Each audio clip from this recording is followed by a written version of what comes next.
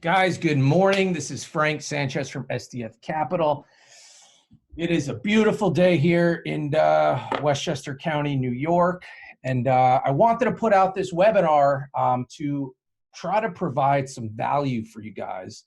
For those of you that are in the real estate investing space and, maybe things have slowed down, or you're questioning your model, or your model's just not working, or you're just looking for advice and, some knowledge. So this is solely about you. So I'm not going to bore you about me, but just to put some, color on us and who we are. We are a real estate investment business. We've been in real estate, me and my partner, for 15 years. The last 5 years have been in the real estate investing space.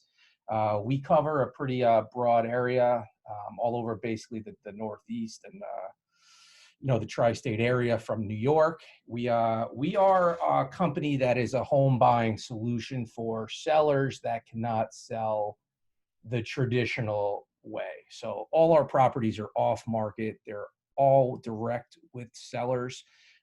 We're helping sellers in all types of, bad situations. Examples of that are, behind on taxes, people losing their job, they can't afford their mortgage, they need quick cash, environmental issues, people going through divorce, houses completely that are dilapidated, people that inherited a house and it hasn't been updated in 50 years and there's a bunch of siblings. So that's where we come in, and that's where our marketing comes in. We're very targeted with who we market to. We do everything from direct mail to SEO to pay-per-click. We've ran some radio ads in the past, and we market to those types of buyers and try to help them and create a win-win situation. So most of the people listening to this audio are either real estate agents, real estate investors, or some newbies that want to get into the space. And I know a handful of them are from the big meetup we used to do. Larry and I in Westchester, we jumped from the Radisson in New Rochelle to Molly Spillane's, and we used to have around 70 to 80 people. And that's primarily where, the people on this podcast are from, and, how we're connected. So this is also a way to just re-engage everyone. Larry and I have been extremely busy growing the business. So we have not, the meetups kind of went on the shelf for the meantime, but we're going to start doing more stuff as a community and reaching out to you guys. So again, okay, today's meetup is going to be just explaining to you guys how we kind of operate. I'm not going to hold anything back. I'm going to give you all the ingredients. And, it might be a good time to start thinking about, shifting your business, whether you're a real estate agent or you're an investor. Because one thing I can promise you, and it's not just specific to our business, the world is never going to be the same again. Everything's going to change. I think things are going to change for the better, so it's nothing scary, but mainly the way business is conducted is it's going to be a radical change. I mean, you look at the court systems now. I mean, they could not get it together. Now they're doing everything, virtually, and just things are going to be better and much more interesting. So, and we're in an interesting time. We will, some will strive and stay determined and get through this and stay positive, and lots of you will fail, unfortunately. It's a great time to make excuses. Some will find the opportunity, and like I said, some will fail and sit on the sidelines. Okay, those that are virtual in the real estate market, whether you're an agent or investor, they will flourish. Okay, now is the time to shift your business. The days of sitting down with the seller at the table, whether you're trying to buy the house or you're trying to, get the listing, those days are over. Okay, those days are over for a long time, in my opinion. The days of walking the property, having to go to the house to estimate the repairs, that stuff may go away. I mean, it's going to be difficult, especially for the next few months. Sellers are not going to want people in their house for a very long time, in my opinion. And, if you're a volume-based business, it's just a time suck to be going to all these houses. So we need to create ways and systems that can make the best use of your time, and at the same time, while you're still doing, all the due diligence you need to make sure you're purchasing right. So I'm going to give you the secret sauce here, not, like I said, hold anything back. A lot of this stuff, we were doing prior to the coronavirus. We're buying virtual. We're in multiple states, multiple counties, so we were implementing a lot of this stuff regardless, and we definitely, have tweaked some things, which we'll get into. So let's just kind of jump into it. The first thing you guys want to do as investors is you want to change your marketing message. Okay, what message are you sending to the seller? Okay, the old letters and all the BS, offer in 24 hours, all that crap is not working anymore. Okay, right now the sellers want to see how you're adapting to the COVID-19. So, for example, for our marketing letters, write big smack on the window of the envelope before they even open it. It says "Open for business." Okay, you want to let them know you are open for business. Right underneath that, it says, "We will buy your home virtually from offer to close." Okay, that is important because someone could get your letter, but they may just assume everything's shut down and this is an old letter, and they may not call. Okay, it's planting the right seeds. Then in the body of the letter, we're also putting in there, "We will buy your house from offer to close," letting them know that we do not have to come into their house and that we're fully open for business. So that's very important. Okay, now you're getting your phones to ring, taking the intake call. This is where you need to shift from what you're used to. Okay, people want to hear from a real person right now. I've talked to all my guys, all my lead managers. We got to shift away from the days, we're the biggest in the Northeast. We could buy your home cash, quick offer, all the repairs, you can leave everything, yada, yada, yada, beating on our chest, right? People right now are home. A lot of these people that we're going to buy the house from, they're scared. They want to deal with real people. Okay, have a real conversation. And I can go off on a tangent about that because half you people talking to sell. Well, a lot of people that I know that are talking to sellers shouldn't be talking to sellers because they're not people person. They don't have that buyer profile, which is a whole nother thing when you're running a business. You need to make sure you know who you are, what your profile looks like, and put yourself in that right role. But anyway, I've been calling it real talk. Calling it real talk. Stop selling for a moment and just ask the sellers how they're doing. Okay, how's everything holding up? I see here you have a 3-family home in Bridgeport, Connecticut. Instead of getting all into the house, just ask them a question and say, how's the rents going? Is the rent still coming in? You having any problems with that?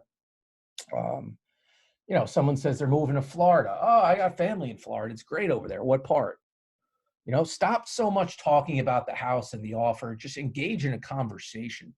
People, especially the demographic, right? The people that are home, they're a little bit older, and they want to hear from people, and they want to hear from a nice person. So kind of shift your whole pitch and all that stuff that you do and just have real talk. Okay, that's very important. Another thing I see investors not doing is you want to create the upfront contract and get a yes on your process before you go into the details. Okay, what do I mean by that? Hey, Mr. Seller, again, and you can apply this if you're a real estate agent or if you're a real estate investor. Okay, talk about the process up front. Great. After the real talk is over, you let them know, we can make an offer on your house, within 24 to 48 hours. This is going to be how the process works. Okay, does that work for you? Okay, get into the details. Right now, what we're saying is, we're going to collect some information about your property. As much detail you can give me is fantastic. If you can send me interior photos of the property, that's something you'll need to do. We're going to analyze them, and we're going to get you an offer over the phone in 24 hours. Does that work for you? It's just like anything. People open a letter, they don't know anything. You want to let them know what to expect before all the next steps, regardless. It's called upfront contracts. You even want to give them an upfront contract before you give them the offer and say, hey, Mr. Seller, 3 things are going to happen. I'm going to give you the offer. Either you're going to like the offer. 2, you're going to tell me, no way. Or 3, you're going to have to think about it. Okay. And you have no problem telling me no if it's a no. Is that correct? Okay. You want to just take it back from them as soon as possible. When the sellers are telling you, I have to think about it, I got to talk to Johnny, you got to dig in there. Okay, great. What's your decision process? When are you planning on speaking to Johnny, your brother? I know it's a big decision for you. I do just want to reiterate, Mr. Seller, if it's a no, we buy a lot of houses. It's not going to hurt me if we don't buy this one. I'd rather just move on and close the file.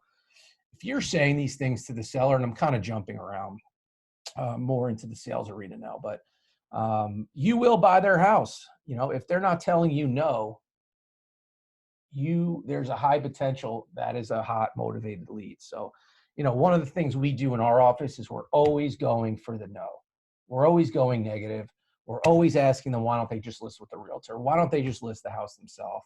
Is there any other options that you can do besides sell at a discount, Mr. Seller? Get it out of the way. Keep going for the no. Okay. They stay in the game. You're going to buy that house. Okay. I mentioned before, what is the process? You're going to tell me as much as you can regarding the house. Why are you selling and what are you trying to accomplish? Okay.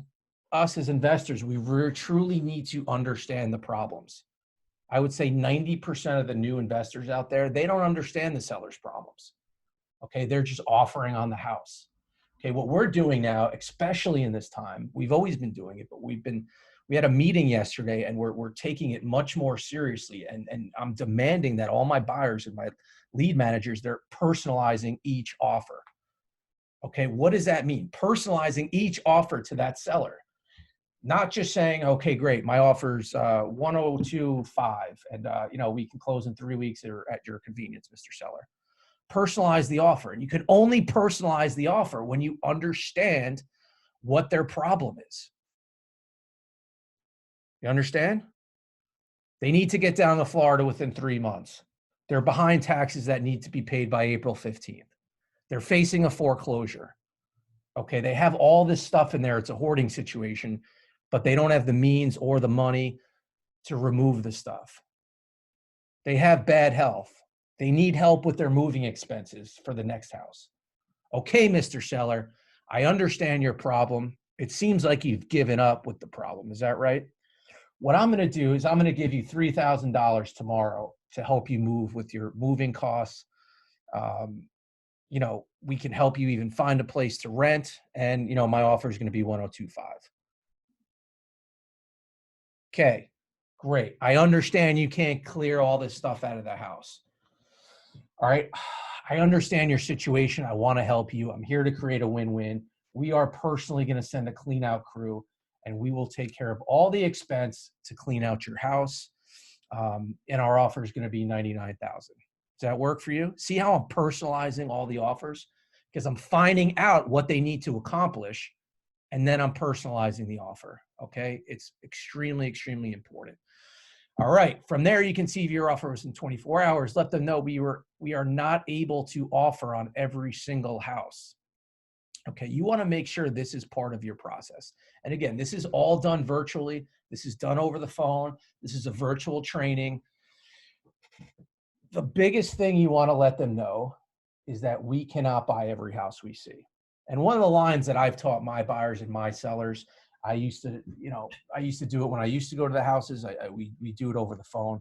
Right when you're hanging up that call, you're saying, hey, Mr. Seller, I do want to let you know, we may not be able to make an offer on your house. There's some houses we just don't want to buy. They don't fit our model. And, I just want to be upfront about that. So, you don't get upset with me. Okay. What are you doing right there, guys? You're letting them know that there's a chance you might not buy the house. Because what do they think? Subconsciously in their mind, they get this letter. They think, we're greasy salesmen that want to rip off people's houses, right? But that's not what we do. We're trying to help them. If it doesn't fit, it doesn't fit. So right there, you're just gaining leverage in the entire process. But that's a very powerful statement, and I highly recommend that you use that. All right. If you like the offer, we will send you someone on our team, okay, which internally is an inspector. Okay. So what we're doing, we're getting the interior photos from the seller. Okay. Everyone has an iPhone right now. I don't want to hear the excuses. If you can't get a seller to just snap a couple photos of the kitchens, the living room, all the important things, I get it. If they can't go outside and do the roof and the windows, but they can go down to their basement, take a picture of the mechanicals, the electrical, kitchens, baths, and floors. It's not that difficult, okay? Yes, some people will be elderly, and they may not have that capability. So we'll work around that and try to accommodate them. So we're getting the interior photos. Then we're sending an inspector into the house. Not into the house, excuse me, outside of the house currently. Currently, obviously, inspectors are not going into houses where we are. So what he's doing is looking for any other outside items. He can hit the roof. He can hit the windows. He could check if there's any lines for an underground oil tank. He can confirm that there's a septic. He can check for any stonework that needs to be done, messed up driveways, new garage door, siding. So we can get a lot of juice from there. And we're also getting pictures from the inspector. So at this point, we have all interior pictures. Now we have an inspector that did the exterior of the house to view the SDF property.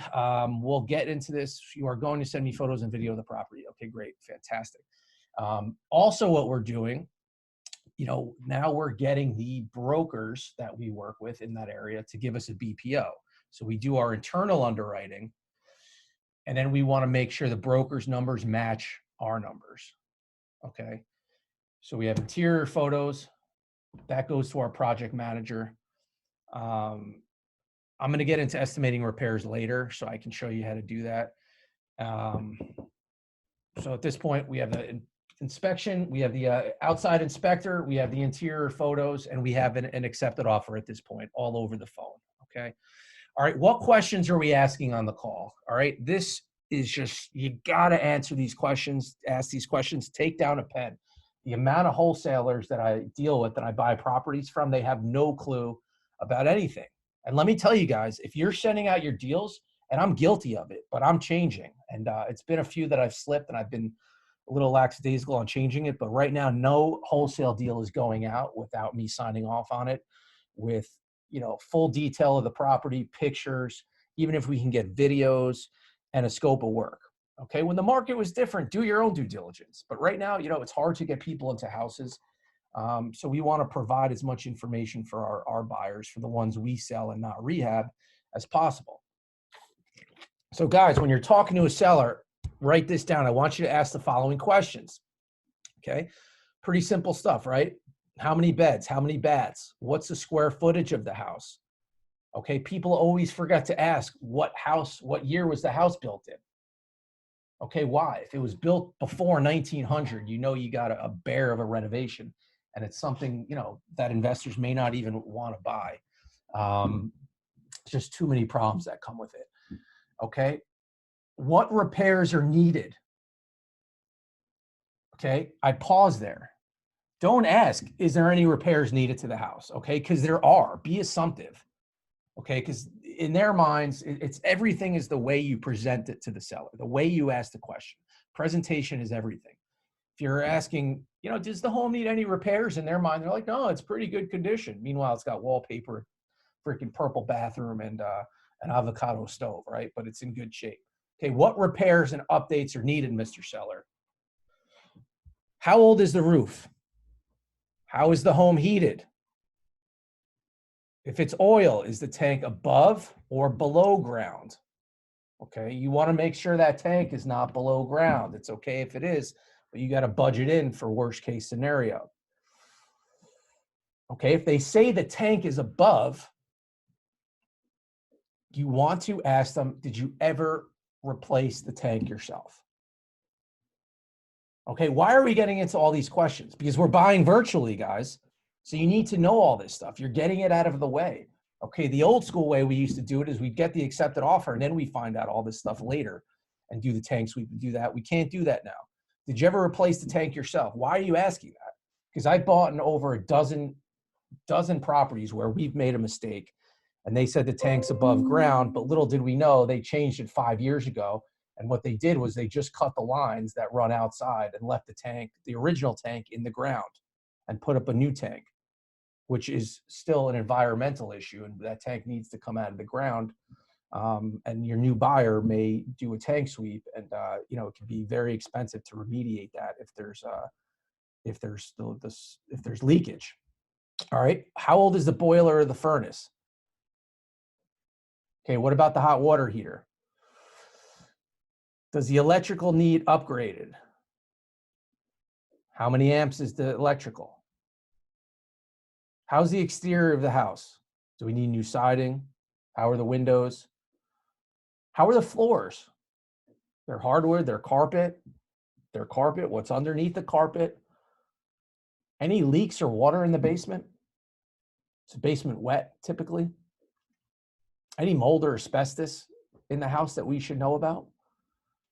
Okay, not only are you helping yourself buy these properties, but you're also portraying yourself as a professional real estate agent. Okay, because if there's 2 other or 3 other investors that are talking to them, they sound like a bunch of dumbasses and they're not answering any of these questions. Okay, so now we're coming off as the professional. Who are they going to trust, right? We've built rapport in the beginning with the real talk. Now we're going down the line asking them, you know, the questions they need the questions we need in order to buy their house. Okay. Some other questions we ask: what will you do if you have a hard time selling the home or can't sell it at all, Mr. Seller? What will you do? Have you thought about that? Let them talk. Write down their answers. Okay, you want to get as much information as possible. Okay, great, Mr. Seller. I will wait for those pictures. My team will do their diligence and we will have an offer for you personalized in the next 24 hours. Okay, as soon as I hang up that phone, what am I doing? My team is sending a credibility package. Okay, if you're not sending a credibility package, that's why you're not buying any houses. Some of you are not building rapport in the beginning. You're doing all your dumb sales techniques. You don't really care. You're desperate to buy a house because you're trying to pay your bills, which you never want to act desperate because you always want to tell yourself you don't care if you buy the house or not. But some of you don't do that. And even if you do need it to pay your next bill or your next mortgage payment, just pretend that you don't. Okay, just act. Send them a credibility package. What is in that credibility package? Okay, I'm giving you guys, and some of you guys are in my market, so I'm just giving you stuff, okay? Giving you stuff when we're up against each other in a house, but I don't really care.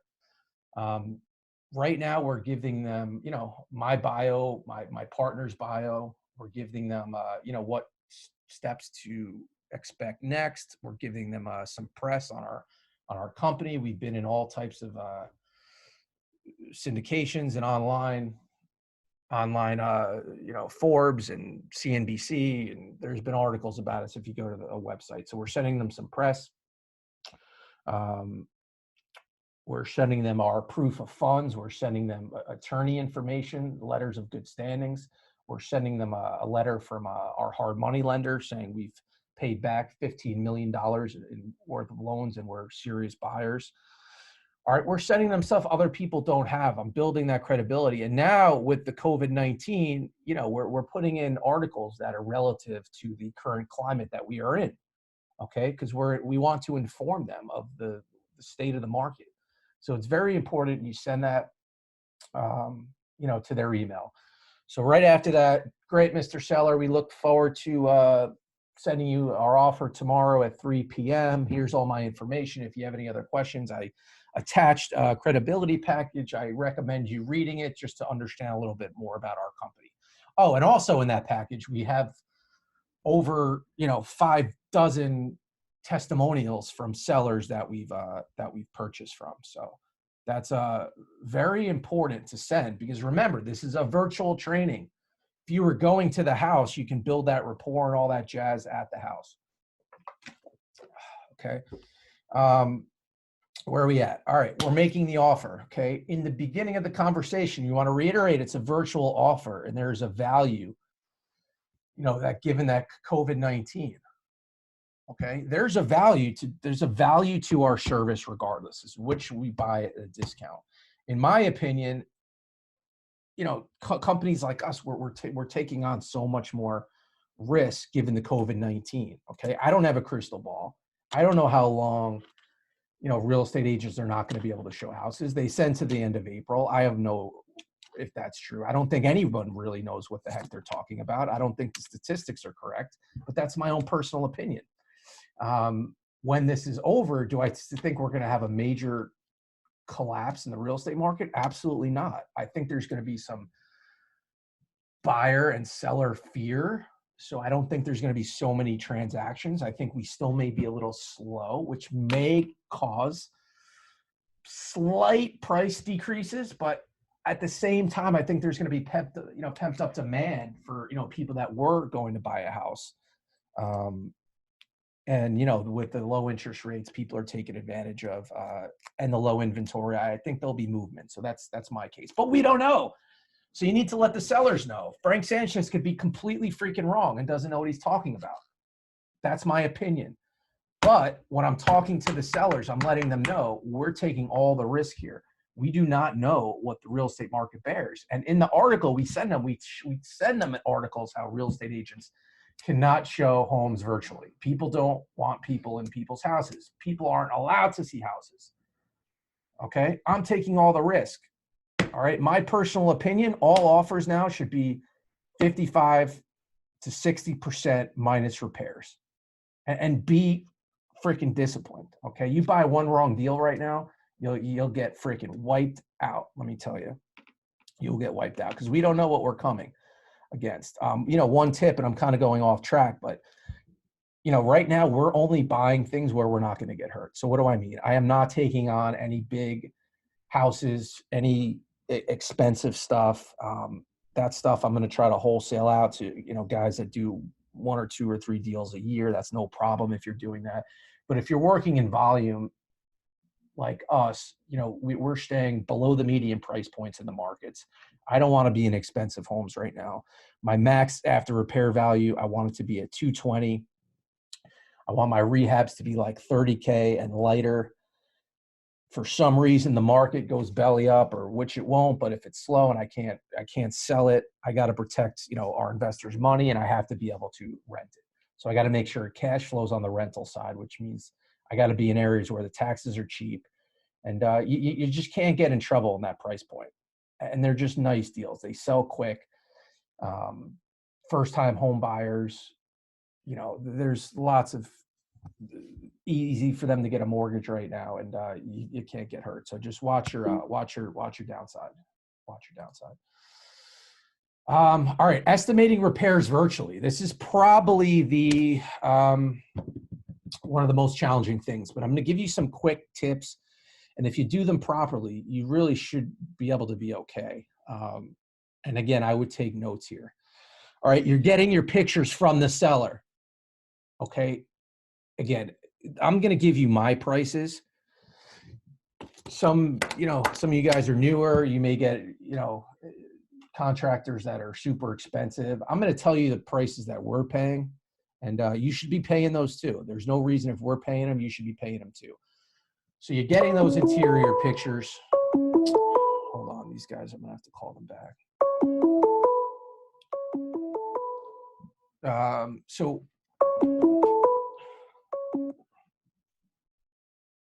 Guys, give me 5 minutes, okay? Just hang out there. I'll be right there. So interior photos. You have all these interior photos you got from the seller.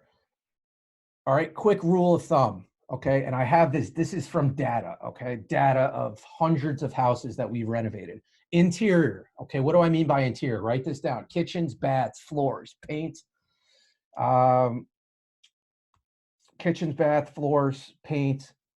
That's basically it. Okay, interior renovation, $25 a square foot.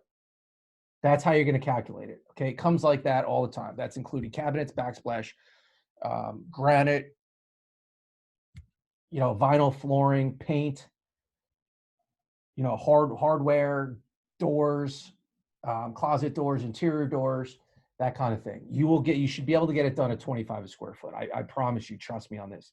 As long as your pricing comes in. This is how we price everything that comes in. Okay, windows, we're doing $300 a window, including the labor.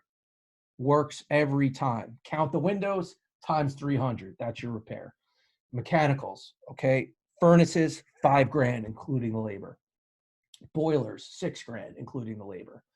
Roof, anything below 1,400 square feet, $6,000 to $8,000. Siding, same thing, $6,000 to $7,000. Not same thing, $6,000 to $7,000 for siding, for 1,400 or below. All right, septic tanks. What's happening right now with septic tanks? How do you test a septic tank? If you can still get the homeowner to put on the water for you, so you can get a septic tank. So I septic tank inspection. They're outside. They don't need to go inside. I highly recommend doing that. If it's a vacant house, then you have an issue because the water is going to be off. You can get someone there to, test the integrity of the tank. But you won't really be able to see if the leach fields are running and things like that. So septic tanks, I'm putting in anywhere 15 to 20K. Okay, you gotta be aggressive here and plan for the worst. Plumbing, you're asking the seller if there's any leaks or there's water in the basement. Depending on those answers, we're typically putting 5 to 6K in for these houses for plumbing. Very rarely does it go over that unless you got to repipe the whole house, which we probably wouldn't be renovating anyway. So 5 to 6K in plumbing. Electrical, if it needs, upgraded electric, we're putting like 1,500 to $3,000. Again, if we're rewiring the whole house, it's a used job. It's more like $5,000. And I would add 15% for the unknowns. Okay, 15% for the unknowns. After you tally everything up. We also, don't forget landscaping. That's an important one. Some of the things we miss is the outside work. Make sure you're putting that in. That stuff adds up. And I think I covered pretty much everything. If you do have an underground oil tank, it's going to be $3,500 to pull out the tank and put the new tank up. And if you got spillage, you could look anywhere from, again, it could be really up to $20,000. I'm telling you from my experience, we pulled out a lot of tanks and had a oil spill, and they've reported it to the EPC, and we've paid anywhere from like $5,000 to $15,000. Typically, we budget like $10,000 to $15,000 if we are going to take the tank out and take the risk. What we try to do is we try to get into an agreement with the seller while we're in contract that we will take the tank out at our expense. And if there's any remediation, usually we do like over 5K, we have the right to renegotiate or back out of the deal. Okay, so that's kind of what we're doing on tanks. Value for that, and that's kind of it, guys. So we're once we close on the house, I mean, obviously all that's done remote. Our lawyers have obviously figured out now. I haven't been to my own closing in 4 years. I haven't been to a closing, but the lawyers usually get together. They're doing things virtually. They're going in different rooms, and that's pretty much it. When you're buying these houses, there's a lot going on. After you get that accepted offer, I would really reiterate, is there any reason why you would change your mind on this deal, Mr. Seller? Is there anyone else that could come in and change your mind? Is there any other investors? I just want to be upfront with my company and, just make sure you're 100% committed because there's a lot of effort, that we put in as a company, in terms of getting our financing and doing our diligence. So I just want to make sure we're on the same page. Okay, that's another upfront contract you want to ask them. And again, this is all part of the virtual process. If you were in front of the seller, you would usually be asking them, these questions face to face. But my point here is to just kind of show you guys the process, and everything you would do in person, just do it over the phone. We're even asking the sellers if they can, pop us on FaceTime real quick and let us walk through the house. Why not? Okay, the more information, the better. So I think that the most important things are, getting those pictures of the house, getting your repairs in line with your project managers or yourselves, making sure you get an inspection report. All this stuff can still happen, guys. If you have the septic tank, get the septic out there, do a tank sweep. We've been doing tank sweeps. We recently just, screwed up and forgot about doing tank sweeps in New Jersey. Every freaking house has a tank in New Jersey, and get a tank sweep. You can, and just get as much info as possible. So if there's anything specific I forgot about, or you have any questions, like I said, I'm going to jump on here live for an hour. I think it's 11 o'clock. I'm not sure. They're doing the schedule for me. And just look out for that link. I hope you guys got some value out of here. And, if you're out there, we are buying deals. We're looking to JV. We're looking to buy from wholesalers. And if there's anything we can do to help you, your business, let us know. But, we're here. We're running. I hope you guys and your family are safe. And, this will end. And we'll see you guys on Friday. I hope you guys got some value of this. God bless.